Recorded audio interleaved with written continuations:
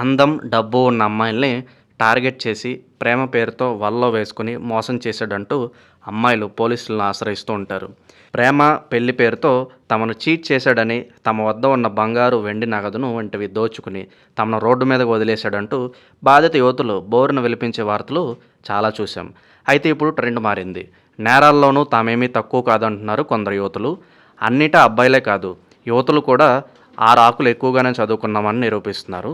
యువతులు కూడా నిత్య పెళ్లి కూతురులుగా మారి యువకుల్ని చీట్ చేస్తున్న ఘటనలు ఒక్కొక్కటిగా వెలుగులోకి వస్తున్నాయి. తాజాగా ఓ నిత్య పెళ్లి కూతురుని అరెస్ట్ చేశారు పోలీసులు. ఇందులో భాగంగా ఆమెకు వైద్య పరీక్షలు నిర్వహించగా టెస్ట్ రిపోర్ట్స్ చూసిన కాకీలకు షాక్ తగిలినంత పనైంది. హెచ్ఐవి పాజిటివ్ అని తేలింది. దీంతో అప్రమత్తమయ్యారు అధికారులందరూ. ఉత్తరాఖండ్లోని యుఎస్ నగర్ జిల్లాకు చెందిన 20 ఏళ్ల మహిళ యూపీ, ఉత్తరాఖండ్లలో పెళ్లి పేరుతో పలువురిని మోసం చేసింది. ఒకరికి తెలియకుండా మరొకరిని దొంగ పెళ్లి చేసుకుని నగలు, నగదుతో ఉడాయించేది. విషయం ఎట్టకేలకు పోలీసులకు తెలియడంతో మే 6న యూపీ పోలీసులు ఆమెను అరెస్ట్ చేసి జైలుకి తరలించారు.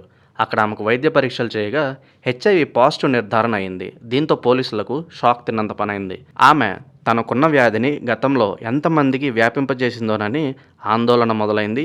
గతంలో ఆమెను పెళ్లి చేసుకున్న యువకులు ఆచూకీ కోసం యూపీ పోలీసులు వేట కొనసాగిస్తున్నారు.